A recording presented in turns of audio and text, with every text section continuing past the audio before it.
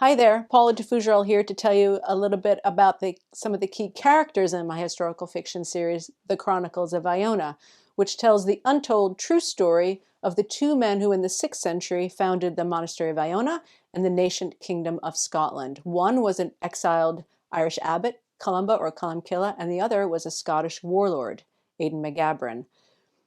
I like to think of the stories as like the stories of King Arthur, but true. So here I'm going to tell you a little bit more about Aedan McGabran, who is one of the main protagonists of the series. Like Columba, he's reasonably well attested in the sources, so we can tentatively plot out a timeline of his life and achievements. We know that he was born in Dalriada, which is now Argyll, Scotland, in about 534 AD. And he was born into the kingdom of the Scots. Now, the Scots were consummate seafarers. The name Scotty is actually Latin for something like pirates or raiders. And they occupied both sides of the Irish Sea, in Ireland in the glens of Antrim and in Scotland in Argyll, which actually means the shore of the Gaels.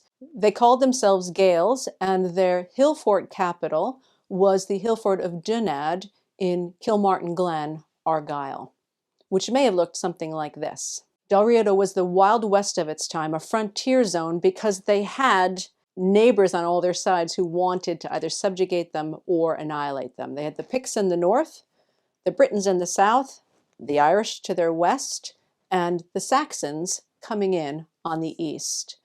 And Dalriada itself was made up of 3 kindreds: the Kennel Lorne, the Kennel Engisa, and the Kennel Gabran, who were also all vying amongst themselves for preeminence and power. We meet Aedan McGabran when he's 28 years old. He's the down-and-out second son of the colony's previous king, a man by the name of Gabran, who has been slain in battle by the Picts. He's charismatic, sexy, and sad. He is his people's fenid, which means he's their main swordsman. He's the sword of the king. He's paid to fight. But he actually has only 2 goals before he dies. He needs to decapitate the Pictish king and to retrieve his own father's severed head. Otherwise, he's got nothing to live for.